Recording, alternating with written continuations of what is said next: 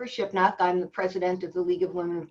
Sorry, I was a league president in my former life in another county. Sorry so much. I'm the president of the National Council of Jewish Women of Greater Long Beach and West Orange County, and really enjoying my roots tonight of going back to my days in the league when we talked about these measures. The National Council of Jewish Women, 1C3 partisan issues. We do not take sides in terms of elections. And so I want to be very cautious about how we continue to discuss these evening's propositions and continue for all of us. So I gather I'm having trouble with my signal, and I will turn it over to somebody else to finish up. Welcome all of you, and I look forward to hearing tonight's discussion. Okay, so at this point, we're actually going to turn it over to Renee Simon from the League of Women Voters and National Council of Jewish Women, who will then introduce everybody else who's going to participate and speak tonight. Thank you. The League thanks you very much. Whoops. Thanks you very much for inviting us to present the pros and cons of the ballot measures. It's not the first time we've done this with the council, so we're glad to be here again. I will explain quickly that the League of Women Voters as council is a nonpartisan organization. We never take a position on candidates. We do study issues, and from time to time there will be issues that are that we're going to talk about tonight that the League of Women Voters has taken a position on, and that will probably be quite obvious to you. What our intent is to be sure that voters have enough information to be able to make sound decisions on each ballot measure without being unduly swayed by glossy stuff coming through your mailbox or emotional issues on television. So I hope that we'll be able to meet that requirement, and I would like to welcome we have 4 presenters tonight, and we will be taking turns so that you don't hear the same voice too often, and that is in succession. And so we're going to start, if we're ready to start, we're going to start with several of them, I should say, have been, we have been asked to just talk about what would happen if it passes, and we will. One other thing I must mention is that any recordings of this event, whether they be in person or on a computer screen, may not be used except by voters. The League will only allow audio video of this event to be broadcast in entirety. And that's a requirement that the League asks us to make a statement every time we make these presentations. And so if we're starting with Proposition 14, Jan, I believe you're going to be telling us what would happen if people vote yes. Yes, good evening, everyone. Proposition 14 is a yes vote on Proposition 14 would authorize $5.5 billion in state general obligation bonds for research, education, facilities, all of that kind of thing in regards to stem cell research. It will dedicate $1.5 billion specifically to diseases of the central nervous system, such as Alzheimer's, Parkinson's, stroke, and epilepsy. The total cost over 30 years is $7.8 billion, and a no vote means that no additional funds for stem cell research would be approved. Thank you. Proposition 15 is one that I'm going to cover. Proposition 15 is probably noted, at least popularly, as the split roll property tax, or the schools and communities first measure. It amends the Constitution relative to one of the features of Proposition 13 back from 1978.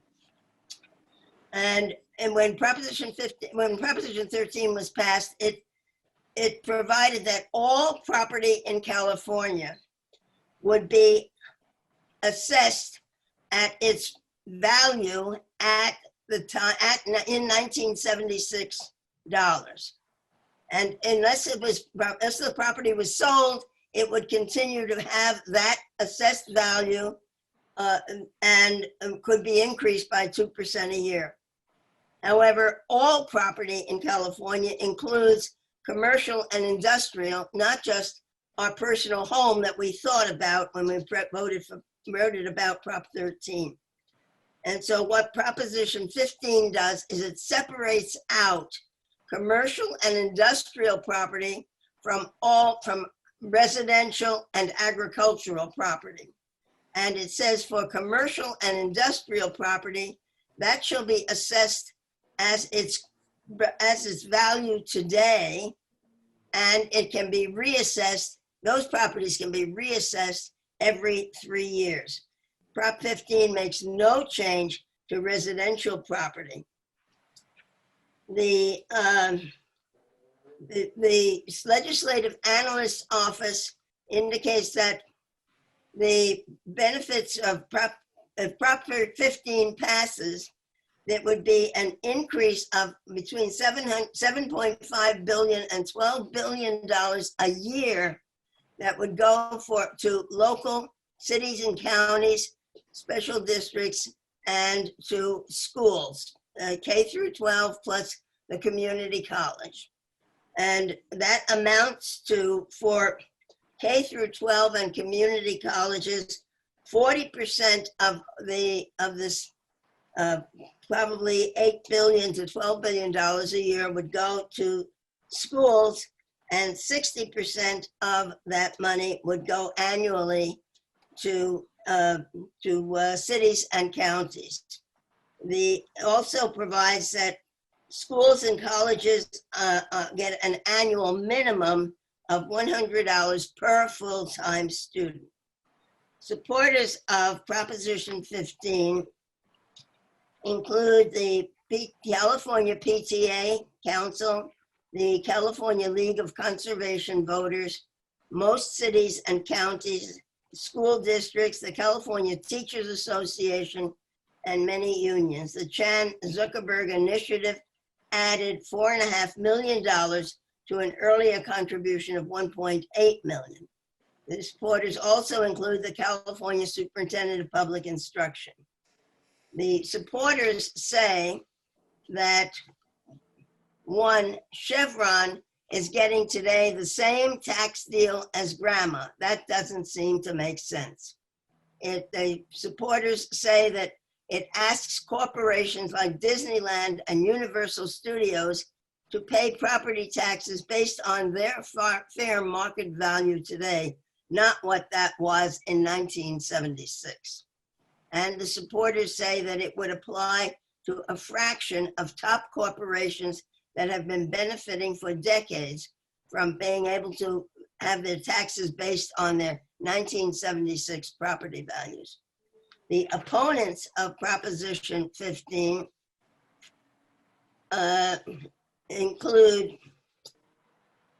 the California Business Roundtable, the California Chamber of Commerce, PAC, the California Grocers Association, the Western Manufacturing Housing Communities Association, many chambers of commerce, and various anti-tax organizations.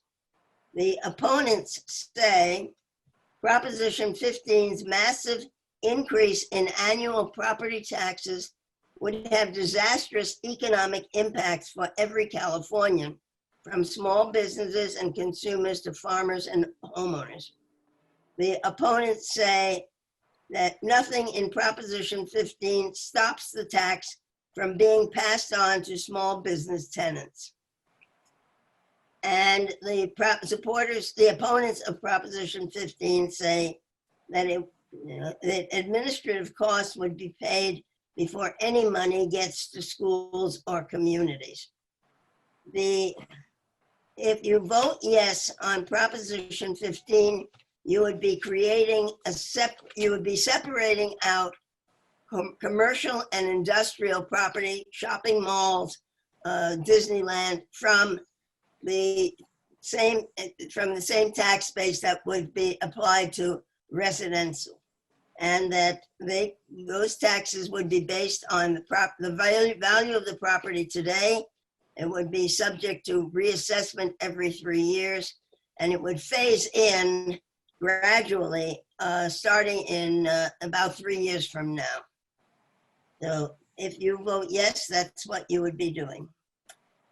Okay, Proposition 16, Diane, you're covering Prop 16? Yes, thank you for inviting me into your homes and letting me be a part of this forum.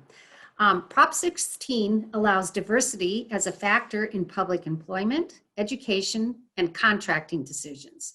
It permits the government decision-making policies to consider race, sex, color, ethnicity, or national origin in order to address diversity by repealing a constitutional provision prohibiting such policies.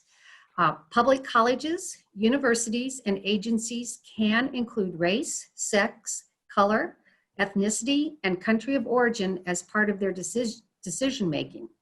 They would be allowed, but are not required, to create an affirmative action program to increase diversity or to help certain groups. This proposition would repeal Article 1, Section 31 of the California Constitution, which was added by Proposition 209 in 1996. Those people for Proposition 16 say it expands equal opportunity to all Californians, increasing access to fair wages, good jobs, and quality schools for everyone. Proposition 16 fights wage discrimination and systemic racism, opening up opportunities for women and people of color. It does not institute quotas nor open doors to unqualified students at public universities. Those people against Proposition 16 say that the state should treat everyone equally. When deciding who gets into college or who gets a government job, we should not favor one racial or ethnic group over another. They also state that politicians want to strip our California Constitution of its prohibition on discrimination and preferential treatment based on race, sex, color, ethnicity, or national origin.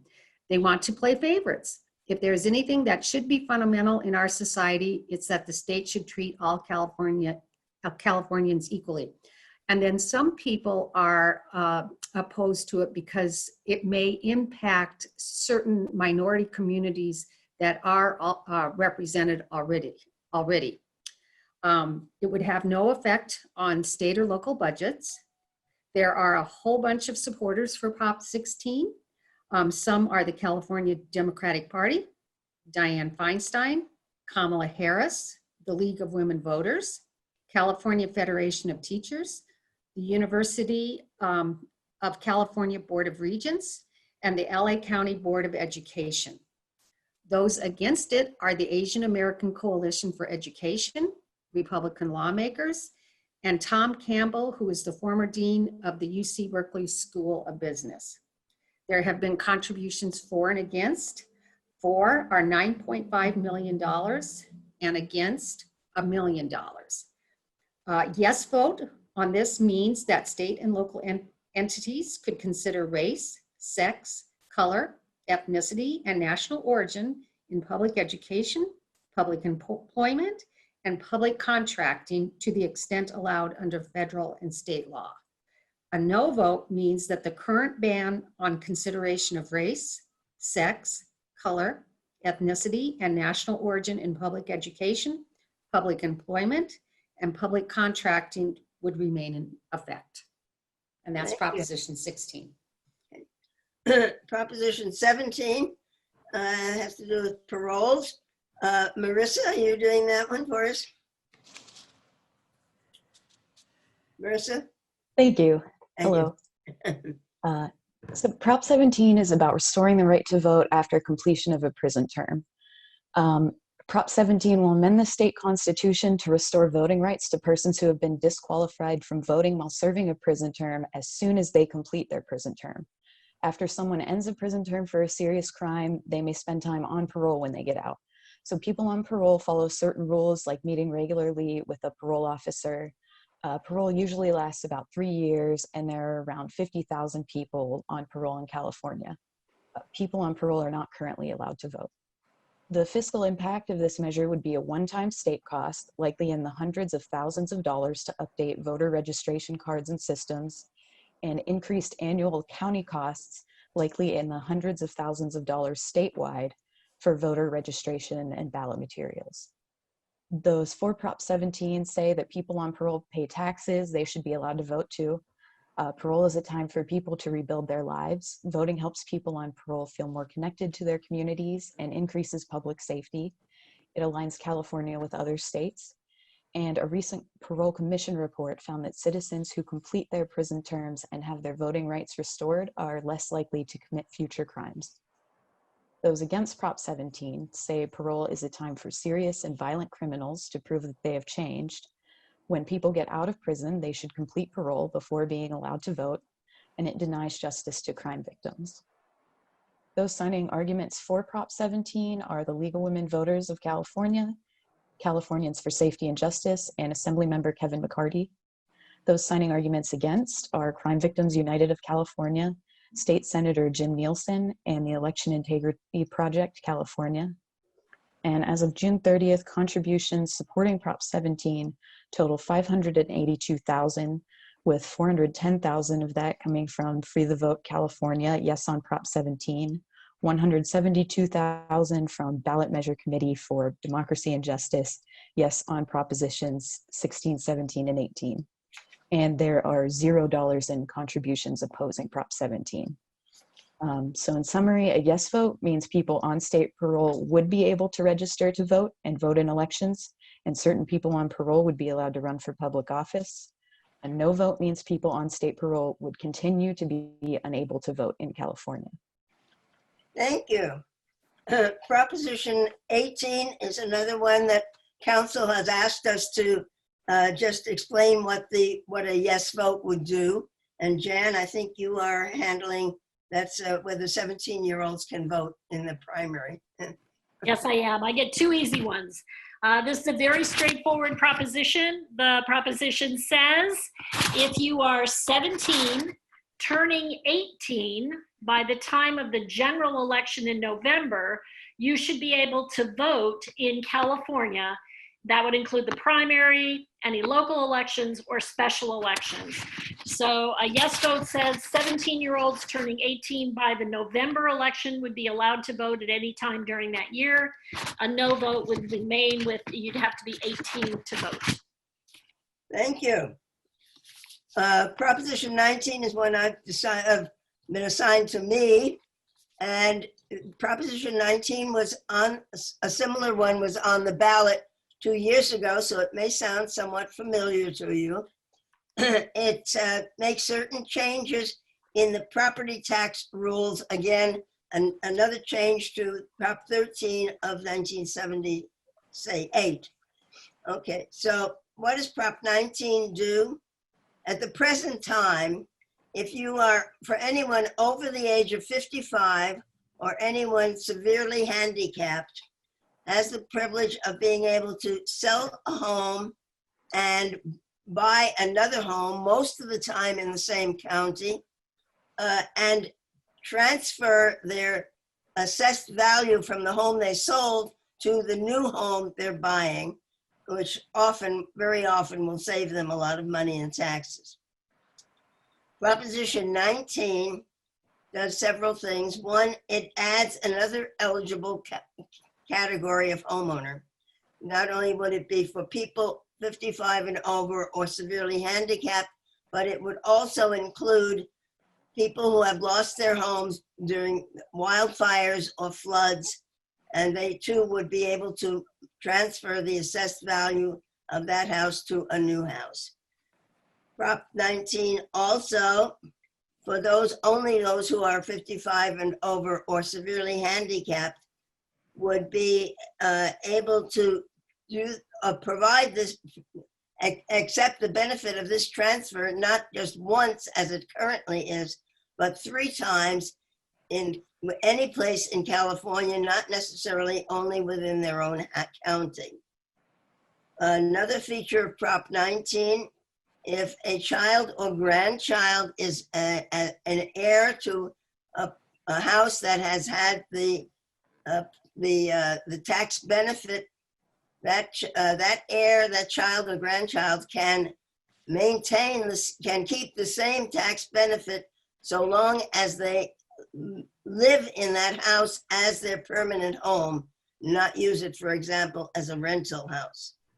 And the fourth thing that Prop 19 does is it creates two new funds in California, which basically would take dollars that are coming to the counties as a consequence of all these housing transfers, housing buyings and sellings, and use those funds to assist counties or special districts that might need additional funds for fire suppression staff or equipment. The legislative analyst review of Prop 19 says that overall it would increase property tax revenue for local government and schools in the first few years that could increase to a few $100 million per year for each of them. Because the measure would probably allow more people to buy and sell homes, it would increase money going to the state and local governments to about tens of millions of dollars, most of those funds going to these two special funds for benefiting fire suppression equipment. Those who support Proposition 19 are basically the California Realtors Association, which is the primary developer of Prop 19, the president of the California Professional Firefighters Association. The supporters include the president of the California for Disability Rights, the National Association of Realtors, a board member from the California Senior Advocates League. The supporters argue that Prop 19 gives older residents greater flexibility on where they can live, that it increases fire protection and emergency response and school funding, and the supporters say that it limits property taxes for seniors, wildfire victims, and disabled homeowners. Supporters have contributed $20 million so far to promote Prop 19. Opponents of Prop 19 include Assemblyman Ken Cooley, who is a member of the Assembly from District 8 in California, John Cupo, who is a president of the Jarvis Taxpayers Association. The opponents argue that it forces reassessment of inherited homes unless a child heir can move into the family home within 1 year. The opponents say that Prop 19 is a major hit on the ability of a parent to take care of their kids by leaving them the family home. And the opponents say that children can be forced to sell the family home or small business if they can't move in fast enough. There have been no funds, significant funds contributed to oppose Prop 19. So if you vote yes, anyone who votes yes on Prop 19 would be supporting the amending the California Constitution to allow eligible named homeowners to transfer their tax assessment, their present tax assessment, to a replacement home any place in California. And it provides that, and you would be providing that inherited homes retain their tax benefit only if the home is used as a permanent residence. And finally, that a supporter of Prop 19 would be supporting creating increased funding for wildfire agencies and counties. Prop 20, Vicki, are you ready to do Prop 20? I am, thank you. Good evening, everyone. So Prop 20 is an initiative, which means it was put onto the ballot by petition and signed by signatures to get it on the ballot. So the question that you'll be answering either yes or no to is, should California law be amended to make changes to the process by which people are charged with certain crimes and the process for granting them parole. So currently, in the last 10 years, California has passed passed three major pieces of legislation. Two of those were propositions. And the reason for those was because we were under a Supreme Court order to reduce our prison population. Right now, our population stands at below 137.5% capacity, which was what was ordered by the Supreme Court, but we still have many prisons that are operating above that percentage. The purpose of Prop 20 is to change some of the provisions in those three major pieces that passed in the last 10 years. It would change provisions to lower the state prison population. It would allow certain theft and fraud charges to be charged either as a felony or misdemeanor. Today, some of those would just be a misdemeanor. It requires collection of DNA for some folks that are convicted of misdemeanors, such as shoplifting. And it establishes parole criteria for nonviolent offenders and makes other changes to the parole process. More specifically, it would increase the penalties for serial theft and organized retail theft. A serial theft would be someone who has had 2 or more past convictions for theft and new crime of theft of more than $250. And organized retail theft is defined as petty theft or shoplifting 2 or more times in 180 days and more than $250. Currently, a theft of property under $950 is a misdemeanor, and Prop 20 would allow for that to be charged as a felony. And then there's this little thing called wobblers. And basically wobblers are crimes that were misdemeanors right now and could be also under Prop 20 prosecuted as a felony, depending on certain criteria. The other thing Prop 20 would do, as I had mentioned, is it would collect DNA samples from shoplifting, forging checks, and some domestic violence in cases where it's not collected today. The fiscal impact, according to the Legislative Analyst's Office, is difficult to determine because it's hard to say just exactly what the courts will do with this as well. But there will be an increase in correctional costs and a higher level of supervision in the community. It will increase jail times, which would result in higher spending. And there will be costs for the DNA collection and the analysis costs. The fiscal impact is probably in the tens of millions of dollars.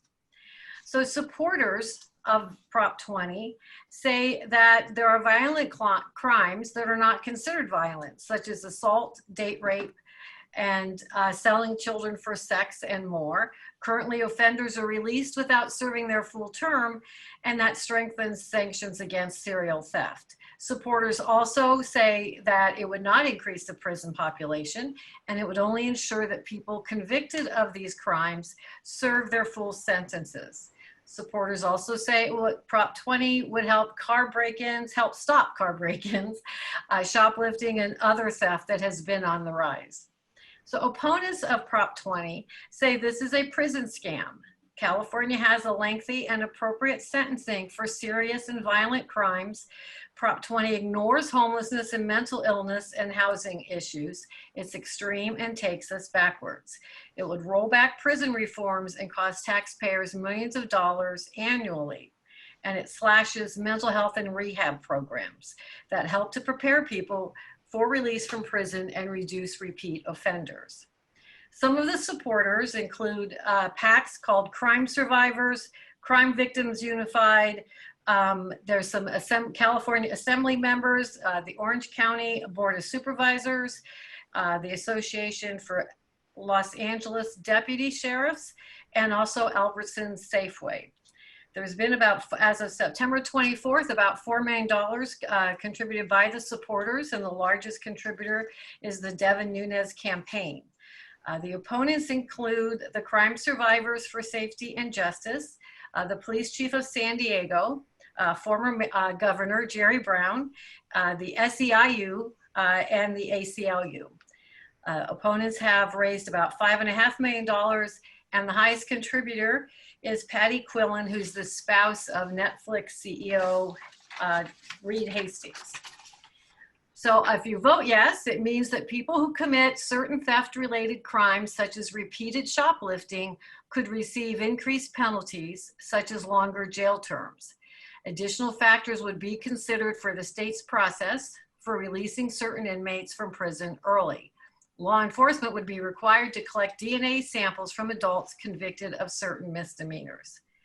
And of course, a no vote means nothing changes. The penalties for theft-related crimes would not be increased. There'd be no change in the state's process for releasing certain inmates from prison early. And law enforcement would continue to be required to collect DNA samples from adults only if they are arrested for a felony or required to register as sex offenders or arsonists. Thank you. You have a double duty here. I do. Let me change my papers out. Okay. All right, so Proposition 21 is also an initiative statute, again, put on the ballot by a petition with signatures. So the question on Prop 21 is, should the current state law be changed to allow cities and counties to apply rent control to housing 15 years old or older and limit rent increases to 15% once a new renter moves in?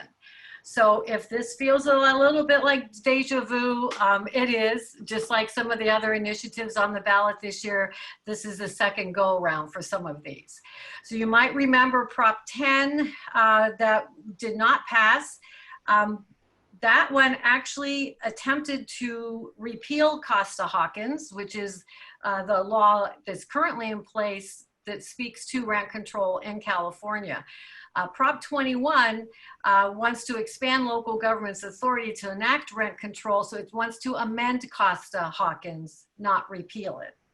So right now, as we all know, rents are very high in California, and Costa-Hawkins Rental Housing Act is what limits local rent control laws. So under state law right now, the rent control laws cannot apply to any single family homes. They cannot apply to newly built housing completed since 1995, February sometime in 1995.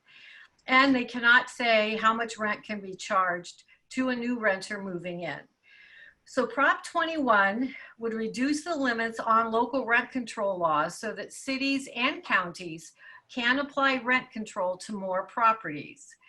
More specifically, cities and counties would be able to apply rent control to all housing which is more than 15 years old, with the exception of single-family homes owned by landlords who own 1 or 2 properties. Additionally, they would be able to limit how much a landlord can increase rents when a new renter moves in, and to increase rents by just up to 15% during the first 3 years after a new renter moves in. The economic effect is always difficult for rent control, but likely it would mean that some landlords would sell their rental housing to new owners who would live there. The value of rental housing could decline. Some landlords would receive less rental income, and some rentals would move less often. So the cost might be affected by that. Overall, it would probably reduce state and local revenues over time, including property taxes. And a decline in the value of rental property could reduce property taxes over time. There could be an increase in local government costs, however, in order to enact and to make sure the rent control is in place. So supporters say that even a small increase in rent forces more families into homelessness, which is a burden on the entire community. Supporters say many seniors and veterans presently are left with too few resources for food, medical care, and other needs. And Prop 21 guarantees landlords a reasonable profit. Opponents say that more than 60% of Californians rejected this type of scheme in 2018. Rent control results in less available and less affordable housing, and it will stop new housing from being built. It'll cost jobs and it'll hurt the economic recovery. So let's follow the money. So as of September 19th, supporters of Prop 21 have raised $24 million, most of it from a PAC that the AIDS Healthcare Foundation supports. Opponents have raised about $36 million, and that is mostly from a PAC that is supported by the California Apartment Association. So what does a yes vote mean? A yes vote on 21 means that cities and counties could pass rent control rules for housing that is more than 15 years old. It can limit how much a landlord can increase rent when a new renter moves in, and landlords could raise rent by up to 15% over 3 years on new renters.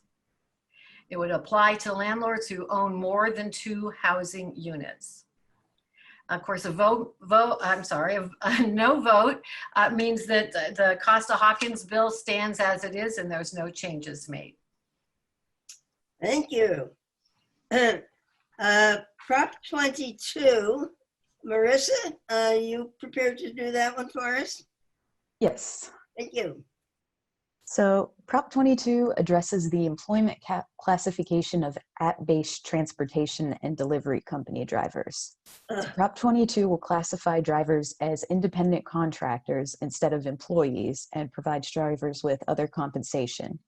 Prop 22 was written by app-based companies Uber, Lyft, and DoorDash to negate effects of recent legislation in California, which classifies their drivers as employees and not contractors. So currently, California has strict laws regarding the classification of contractors working for companies. Contractors are independent, they set their own hours, they decide how much, when, where to work. Rideshare and delivery companies hire drivers as contractors and pay drivers a share of the fare or delivery charge that customers pay for their app-based services. Drivers are not paid for time waiting for work, which is estimated at about 1/3 of their time. And after deducting for this wait time, estimates are that they make around $11 to $16 per hour. So in 2019, California passed a law, AB 5, which limits the ability of companies to hire workers as contractors. And the intent of AB 5 was to protect contractors like drivers and give them standard job benefits, including minimum wage, overtime pay, ability to take paid time off. So the state's attorney general sued Uber and Lyft to force them to abide by AB 5. The companies argued that they are technology platforms rather than transportation services and that drivers aren't core to their platforms. In August, the California Superior Court ruled that the companies had failed to make their case with that argument, and they ordered them to comply with AB 5. But an appeal is in process, so there's no enforcement of AB 5 at the time. If passed, Prop 22 would do these things. The rideshare drivers and delivery people would remain independent contractors. It would require companies to pay 120% of the local minimum wage for time driving, but not wait time. It requires that companies help pay for health insurance for drivers working more than 15 hours per week.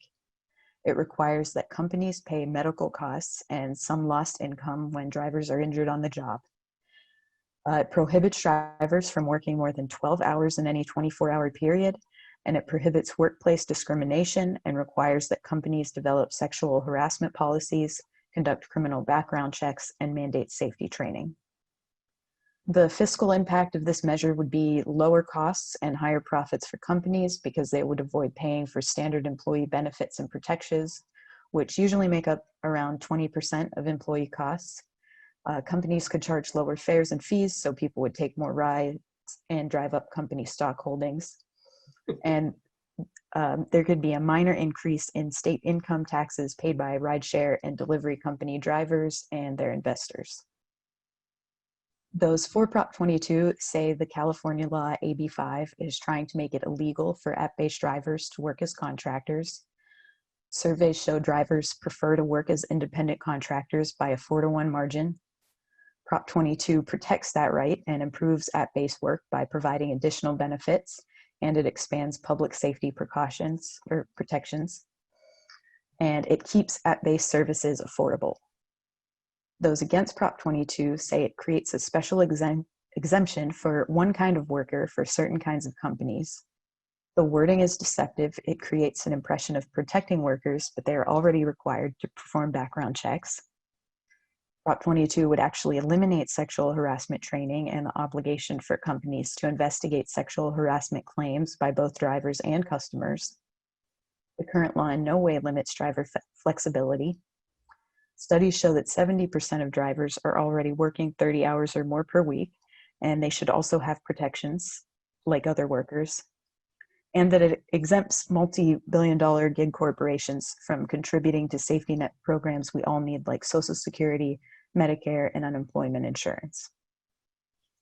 Those signing arguments for Prop 22 are the California Small Business Association, the Independent Drivers Alliance of California, NAACP, California Peace Officers, California Sheriffs, Uber, Lyft, DoorDash, Postmates, the California Chamber of Commerce, and the National Black Chamber of Commerce.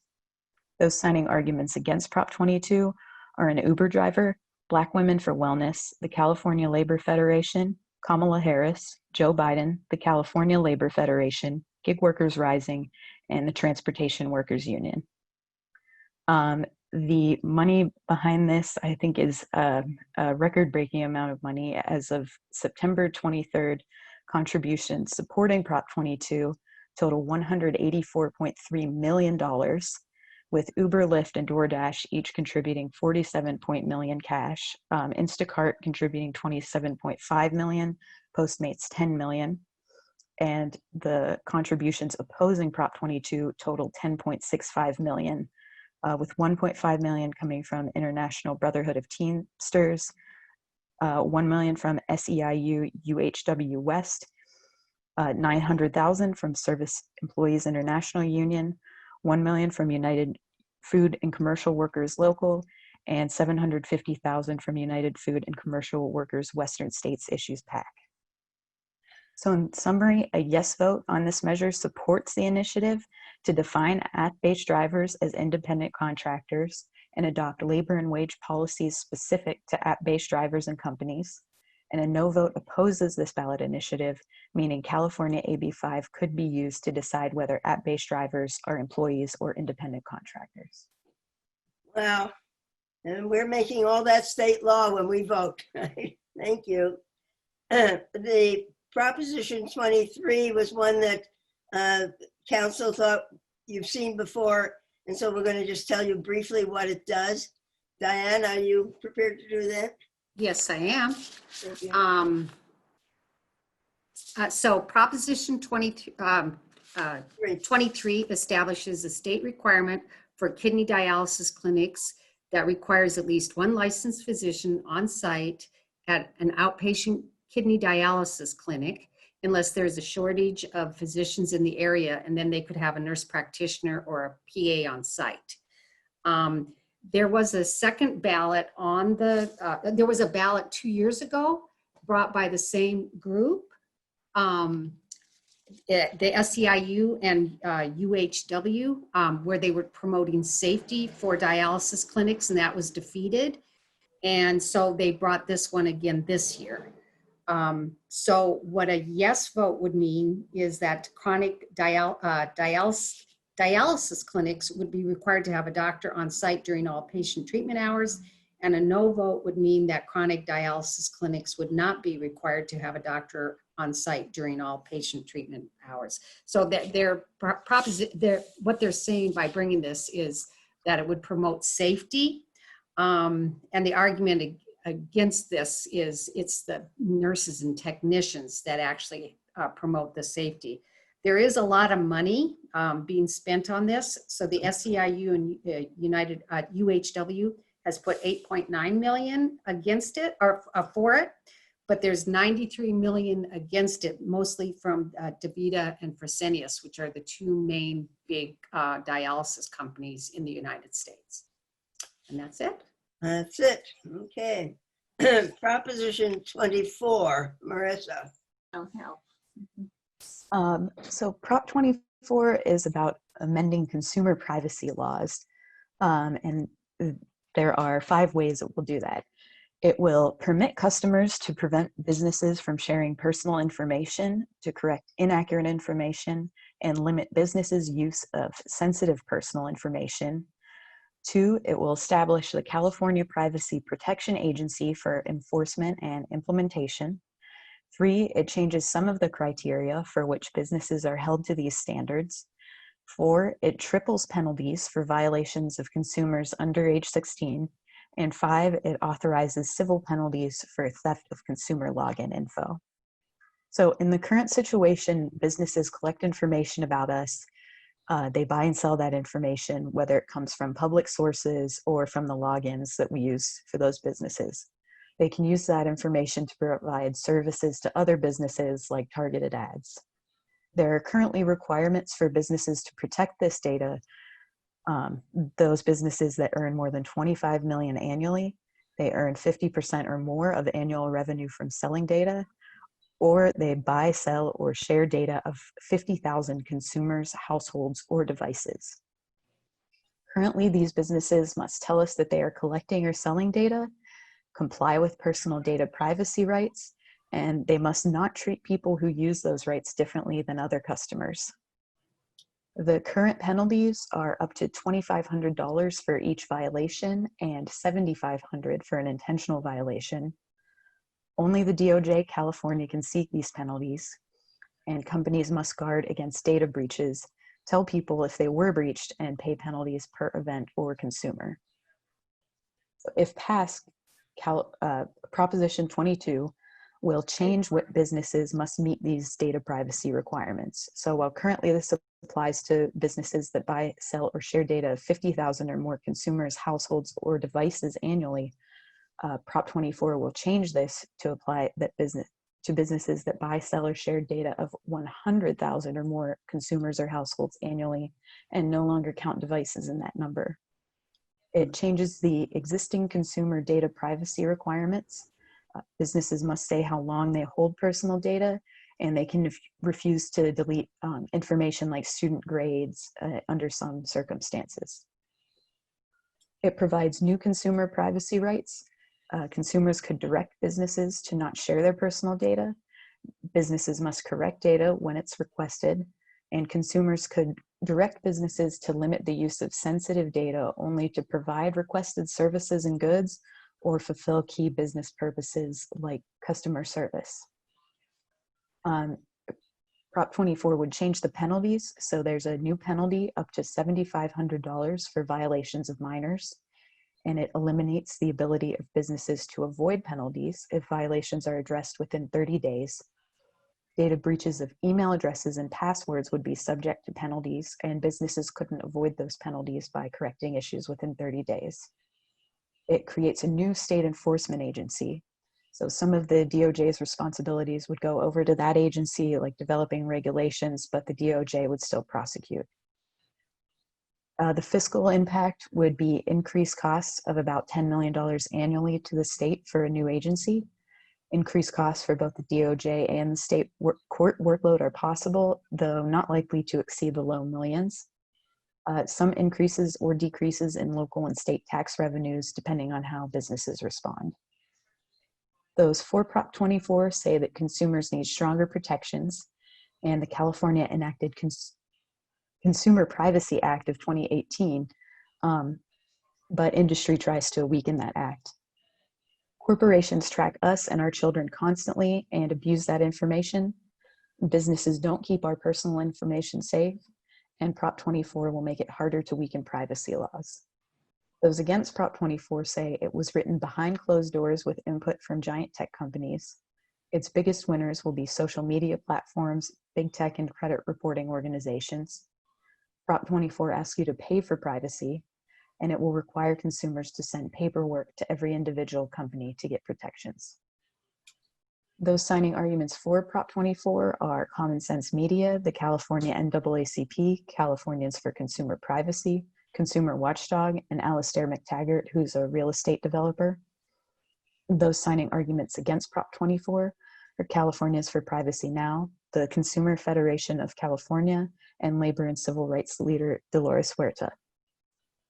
As of September 19th, contributions supporting Prop 24 total $5.425 million, with over $4.5 million of that coming from Alastair McTaggart. And the contributions opposing Prop 24 total 48,000, with 28,000 from Californians for Real Privacy, No on Prop 24, and 20,000 from California Consumer and Privacy Advocates against Prop 24. So a yes vote will support this. It will make all those changes and establish the CPPA agency, and a no vote will oppose this initiative, and there will be no change. Thank you. Finally, we're at the end of the list. We've got Proposition 25, which is a referendum, quite different. Diane, are you prepared to do 25 for us? So Proposition 25 is a referendum on Senate Bill 10 that was passed in 2018, but has not yet gone into effect. It replaces money bail. It replaced money bail with a system based on public safety and flight risk. So SB 10 ends pretrial detention for most misdemeanors. Those accused of the most serious crimes will stay in jail, but for crimes in between, defendants will be brought before a judge who will determine the likelihood that they will appear at trial and will avoid trouble before their trial. So algorithms would be used to assess the risk and assign conditions of release. Right now, people can be released by paying bail, except for the most serious crimes like murder, etc. Those with money or who can afford to arrange bail through a bail bondsman can get out of jail until trial. Those who cannot stay in jail. Most people using bail bondsmen come from the city's poorest communities, and it affects Black and Latino communities the most. In 2018, $6 billion in bail bonds were collected and $560 million were collected in bail bond fees. Only the United States and the Philippines have a commercial bail bonds agents. Those people for Proposition 25 say that the current bail system is unfair. If you cannot afford bail, you must stay in jail. Prop 25 means that decisions will be based on public safety, not a person's ability to pay. 25 replaces the money bail with a fair, safer, and less costly process. Those people against Prop 25 say the state system could discriminate against African Americans, Latinos, and people who live in low-income neighborhoods. Releasing people from jail will make our communities less safe. They also say Prop 25 was written by Sacramento politicians to take away every Californian's option to post bail and replace this right with a new discriminatory system of computer-generated profiling administered by government bureaucrats, costing taxpayers hundreds of millions of dollars a year. The fiscal impact would be increased state and local costs, possibly in the mid hundreds of millions of dollars annually for a new process for releasing people from jail prior to trial. It is unclear whether that some of the increased state costs would be offset by local funds currently spent on this type of workload. There would be decreased county jail costs, though, possibly in the high tens of millions of dollars annually. And there is an unknown net impact on state and local tax revenues related to people spending money on goods rather than paying for jail prior to trial. There's contributions for and against it. There's $12 million, and those supporting it are Action Now Initiative, SEIU California, and the California Legislative Black Caucus. Against is they've raised $6.2 million, and the people against it are the bail bonds industry, the insurance companies, California State Conference of the NAACP, the Crime Victims Alliance, and United Latinos Vote. So what a yes vote means is that SB 10 that was enacted in 2018 would go into effect. and people would not have to pay bail to get out of jail. A no vote means that people would continue to pay bail, and it would reject Senate Bill 10. And that's it. Thank you. Wow, okay. I understand, Council, you wanted to take a break so that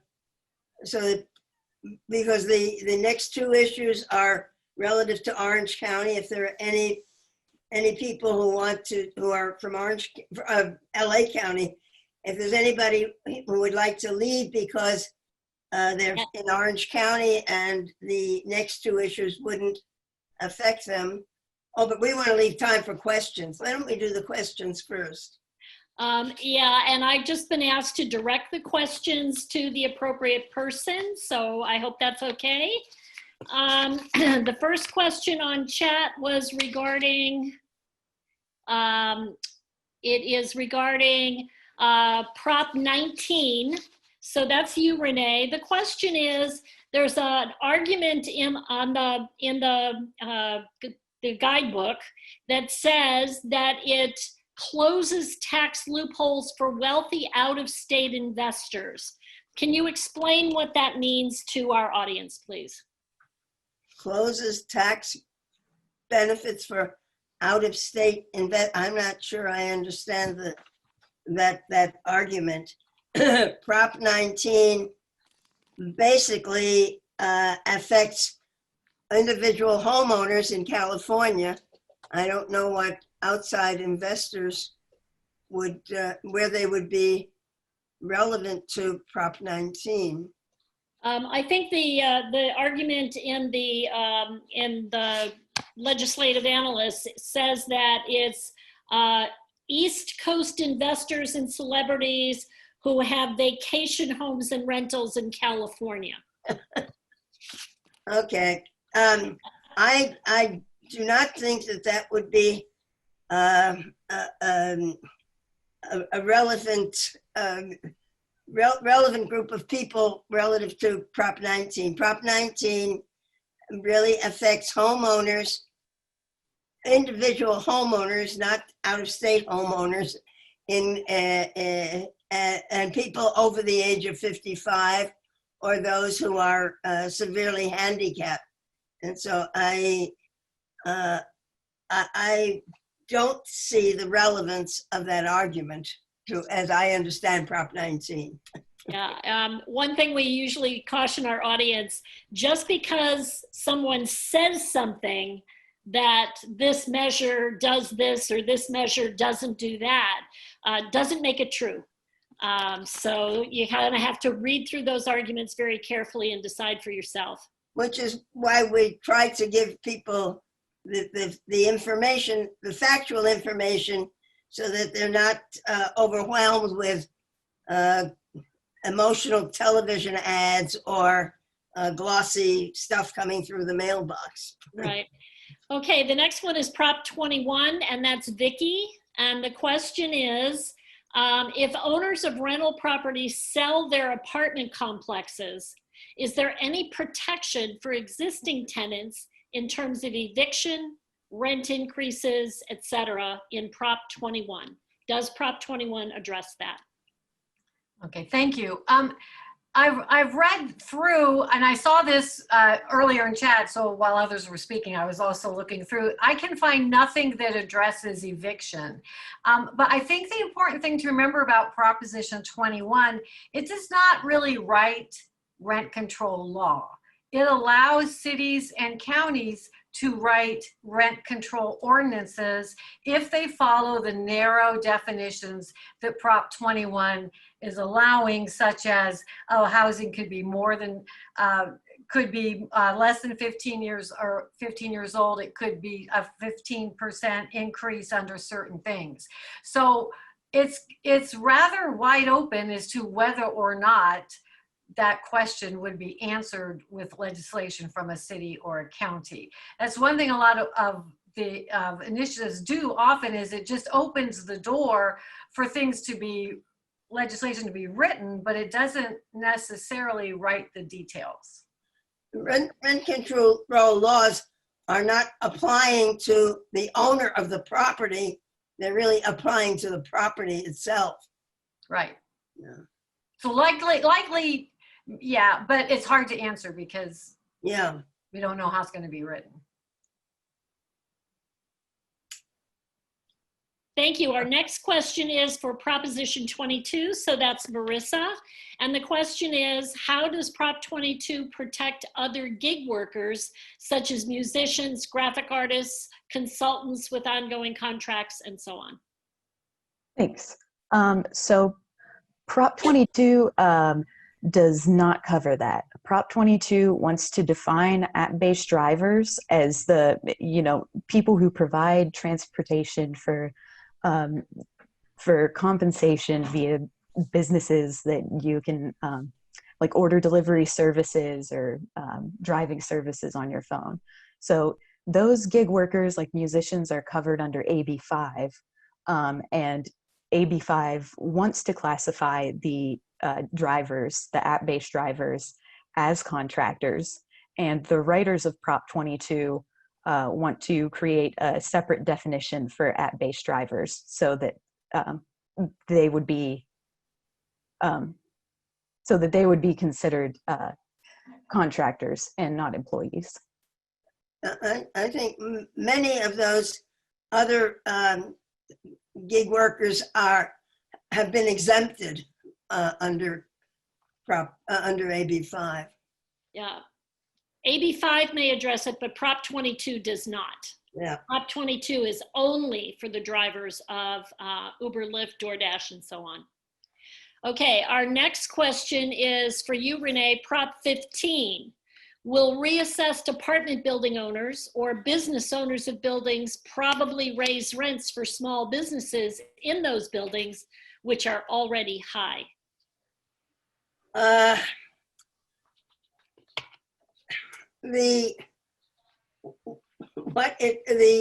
Some of these are commercial, many of them are industrial, and I don't suppose there's any reason why a property owner might not choose to increase their rents if they found that it was necessary. But what Prop 15 has been saying is that for 40 years, these commercial and industrial businesses, companies, have been living on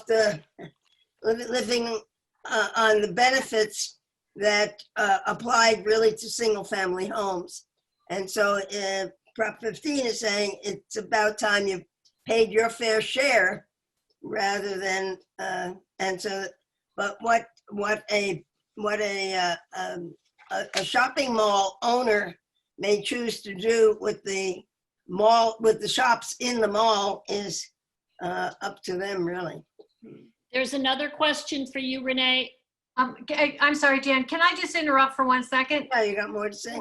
Would you clarify residences are not included in Prop 15, No. correct?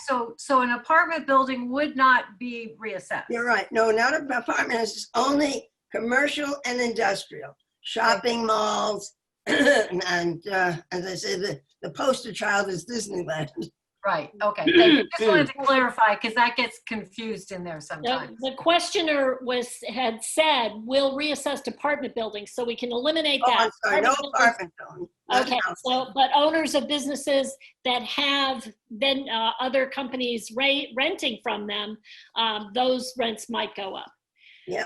And then also on Prop 15, Renee, while we've got you, does property owned by individuals, but it's over $3 million in value, not get their tax base raised? The exemption amount is business properties that are 3 million or less are not subject to the reassessments. Over 3 million, yes, those businesses are subject to reassessment. In this question, though, is the property owned by an individual, not by a corporation, and it's over 3 million. I don't think it has anything to do with whether an individual or a corporation owns the property for Prop 15. You know, It, it's, So if an individual owns a piece of property that is over $3 million, the tax base gets raised. if it is a commercial or industrial Okay, property. that's what this person is asking. Okay, It's got to be commercial or industrial. It does not affect residences at all. okay. So it doesn't have to be corporate owned, individual, but if it's corporate or industrial, then it gets raised. It's use, yes. Yeah. Okay, and then this is an interesting question. Why does, it's 23, Diane, why does 23 need to be on the ballot again?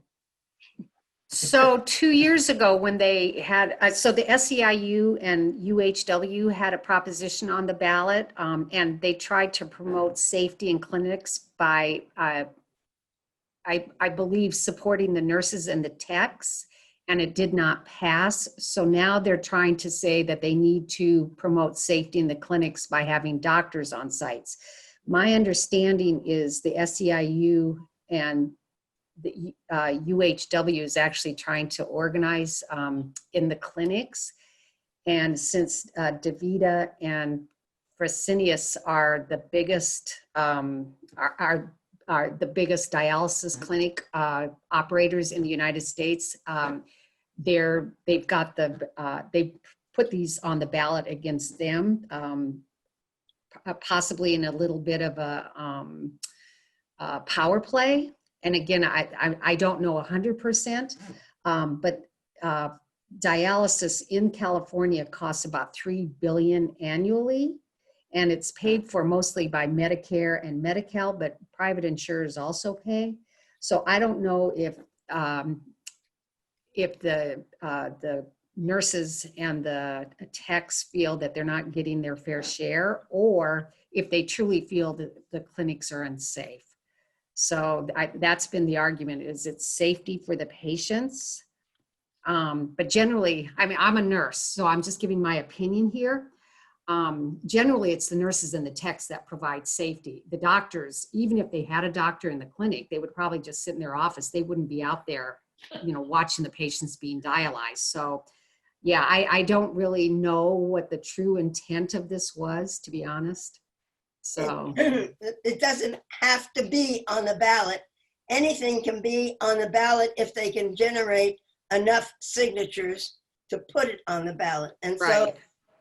Who puts it on the ballot? The interest that wants to change something and asks the voters to help them change it. Yeah. But it can be on the ballot 20 times if they've got enough signatures. Yeah. Okay. How about on Prop 20, a person is asking for some additional information, and I would ask them to go into chat and tell us kind of what more you're looking for, and we'll answer another question in the meantime. And Renee, I want you to chime in on this, even though it's Prop 22. Do you know if an initiative, if a law is passed by initiative, does it get amended by the legislature? Does it get amended by initiative? And what's the vote that's required to amend? As I understand, I haven't read all of this, but I understand that the legislature could make changes, but it would require a 7/8 vote of each house of the Assembly and the Senate to change it. That is almost a unanimous vote. It would be very difficult to make changes, but it provides for changes by the legislature if there's a 7/8 vote of the number of people in the Assembly and in the Senate. Okay. I'm not getting any additional information on Prop 20, so I'm not sure what it is more that the person is asking for. Perhaps we could move on with our next order of business and get that information and come back to that at the end of the meeting. Okay. Okay. Have you gone through all the questions that you have? Yeah. Here we are. Put some additional info in the chat. It just came in. Yeah. Can you give more info on Prop? Okay. Does 20 make lesser crimes now felonies? If so, specifically which crimes? And Vicki, I believe that's you. Okay, yes, thank you. So some of the crimes that will increase from a misdemeanor to a felony include serial theft and organized retail theft. Serial theft is 2 or more past convictions for theft and new crime of more than $250. Organized retail theft is defined as petty theft or shoplifting 2 or more times in 180 days and more than 250. It also, theft of property worth less than $950 is now a misdemeanor and could be a felony.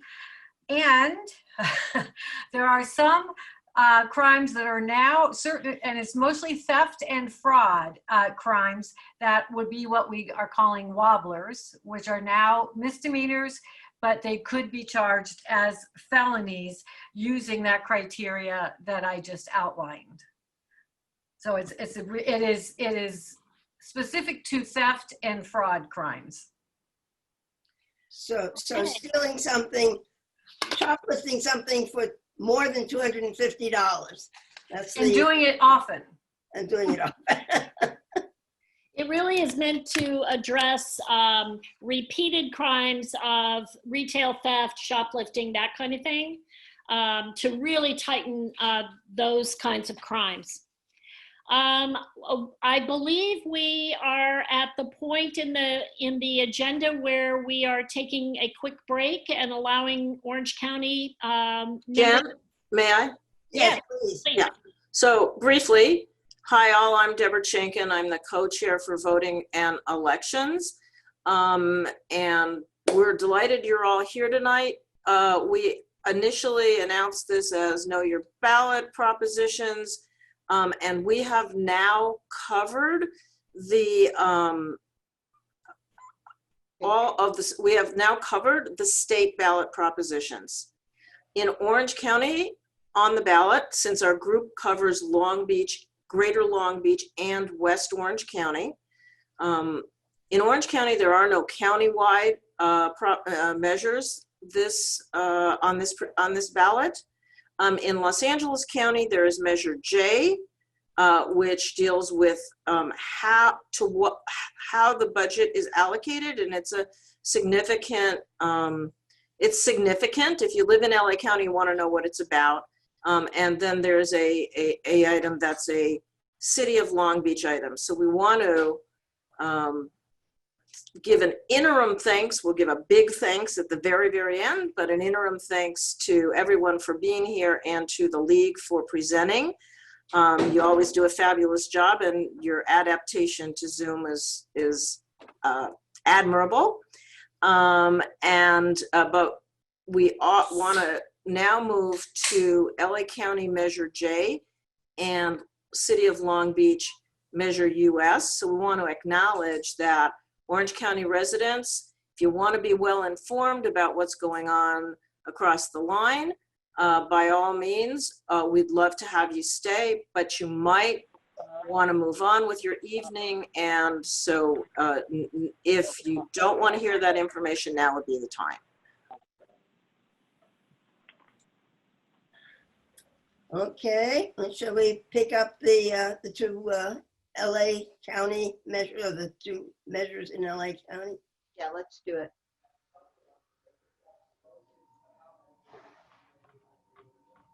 Okay, Vicki, you're up. County Measure J. All right, thank you very much. And thanks for hanging in there with us. There's only one more after me, so we're almost at the finish line. And that's pretty easy. So LA County Measure J was put on the ballot by the Board of Supervisors. And as with any measure, there's a question, and this one is an extremely long question. So bear with me, and then I will break it down for you. The question is, shall the measure annually allocating in the county's budget no less than 10% of the county's locally generated unrestricted revenues in the general fund to address the disproportionate impact of racial injustice through community investment and alternatives to incarceration, and prohibiting using those funds for carceral systems and law enforcement agencies as detailed in the ordinance adopting the proposed charter amendment be adopted. Wow. So yeah, that's quite a question, right? So the charter amendment requires that if Measure J, that 10% of unrestricted general funds, so unrestricted general funds are already in place. This does not increase taxes. This just reallocates money that the general fund is already getting from other revenues, but they're considered unrestricted. So it's entirely up to the Board of the Supervisors how that money gets spent. This charter amendment says they must take 10% of that and use it for community investment and alternatives to incarceration. So community investment would be things like youth development programs, job training and low income jobs, investment in small minority owned businesses, and rent assistant, housing vouchers, and transitional housing. The second half of this is alternatives to incarceration. And our alternatives to incarceration applies to community-based restorative justice programs, pretrial non-custody services and treatment, and health services, counseling, mental health, and substance use disorder services. So that's a long list of things, but that's where that 10% would have to go to. There's nothing in this amendment that breaks it down any more than it's 10% to this list. So the amendment would become effective on July 1st of 2021, and the implementation of the 10% allocation would occur over 3 years with a full set aside in effect by June 30th of 2024. The amendment also authorizes, it gives the Board of Supervisors a little bit of an out. It also authorizes the Board of Supervisors to reduce the 10% with a 4-to-1 vote during declared fiscal emergencies. Okay. So supporters say it's time to go back to the ballot. Reforming LA jails through Measure R was phase 1. Now it's time to reimagine and reinvest in a whole new paradigm for dignity, safety, and health. And that is Patrice Cullors, a co-founder of Black Lives Matter. Elizabeth Alcantar, who's the mayor of Cudahy, is a supporter, and she says allocating 10% towards community investment is what we need for our communities of color to address longstanding inequities and disproportionate incarceration rates. The opponents, one of whom is the LA County Supervisor Catherine Barger, I don't know which G that is, says the county is facing monumental economic upheaval created by the COVID-19 pandemic and the resulting prolonged closures and healthcare costs. The county should be even more judicious with taxpayers' dollars and allocate funds accordingly. Michelle Hannessy, who's president of the Association of Deputy District Attorneys, says the proposed charter amendment is a knee-jerk reaction to the recent civic unrest and not the product of thoughtful deliberation from a cross-section of stakeholders. So the supporters are 4 Board of Supervisors: Janice Hahn, Mark Ridley Thomas, Sheila Kuhl, and Hilda Solis. And the opponents are Catherine Barger from the Board of Supervisors, Alex Villanova, the LA County Sheriff, and the Association for LA Deputy Sheriffs, and the Association of Deputy District Attorneys. I could find no money, and I'm not saying no money has been spent for and against, I just cannot locate a source that is as open to tell us that. You can find city money and you can find state money, but it is really difficult to find out where the money was with this one. So I apologize for that. I spent a lot of time and just can't find it. So if you vote yes, then a yes vote supports amending the county's charter to require that no less than 10% of the county's general fund be appropriated to community programs and alternatives to incarceration, such as health services and pretrial non-custody services. It authorizes the Board of Supervisors to develop a process to allocate those funds and it authorizes the Board of Supervisors to reduce the amount allocated with a vote of 4-1 during a declared fiscal emergency. A no vote opposes amending the county charter and leaves things as they stand with no specific allocation to these programs. Thank you. Very important measure. And Jan, you're doing the Long Beach oil barrel tax? Yes, I am. So this is Measure US. I'm not going to read the question because I will put you to sleep. But basically, the question is, should Long Beach raise the oil production tax, the general purpose oil production tax, from its current 15 cents a barrel to 30 cents a barrel? That would take effect in October of 2021. And the estimate is that it would raise 1.6 million annually in the general fund revenue to the city. The city taxes every barrel of oil that's produced in Long Beach. They receive a lot of money. There are two separate production taxes. One is one that is specifically for public safety. It goes to the fire department, police department, and other safety programs. That's 33 cents a barrel. That has nothing to do with this measure. The other one goes into the general purpose fund, which means that it would affect things like healthcare services, air and water quality and climate change, childhood education, youth programs, expanding job opportunities, and so on. It does not affect residents in any way. It is only a tax increase on oil production. And the city council has determined that there are priorities that money would be allocated to. The first priority is climate change in the environment, to reduce greenhouse gas emissions, educate and inform the public on the consequences of climate change, and so on. The second one is community health, providing funding for community health and well-being programs, trauma-based approaches to community needs, violence prevention services, and so on. The third is child, youth, and services and programs to create and expand early childhood education, youth programming, strategic plans, and so on. The tax would be in effect until the voters repeal it. There's a wide range in tax rates that other cities charge for oil production, and they're all over the map. This is somewhere in the middle. And it was the city council that placed this on the ballot in July of this year. It's majority vote approval. So if we pass this measure US, the city would receive 1.6 million estimated in additional funding this year. Over time, that money would go down because oil production in the city is dropping. I couldn't find any money on it, just as Vicki said, and the arguments in favor, there were no arguments against. The argument in favor says that the coronavirus pandemic has exposed dramatic health disparities and racial inequalities. So an additional 15 cents tax on oil production, 1.6 million, would really help us to offset that.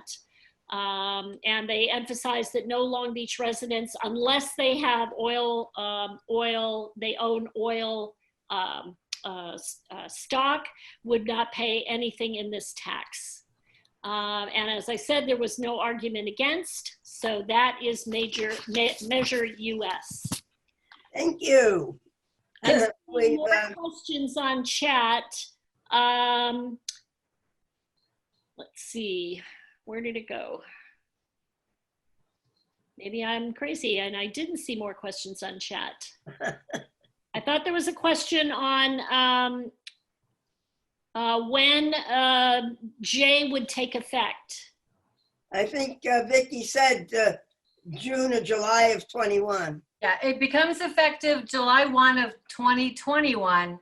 And then it's fully in effect by June 30th of 2024. And I do see chat, and I had to go get my ballot because I saw this question about whether Measure J was on the Long Beach ballot. So I went and grabbed mine to be sure. So it's on mine. It's on page 2. I don't know if you can see it Yep. down here. This book. That's on page 2 of your mail-in ballot.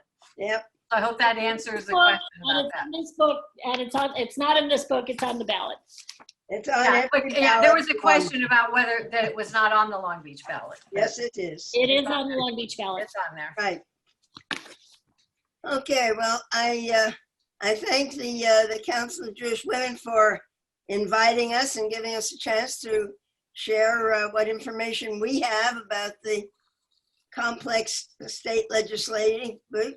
We are, in fact, when we vote on many of these things, not the constitutional amendments, but we are making state law. And so it's really important that we try to give as much careful attention to what laws we're making or not making.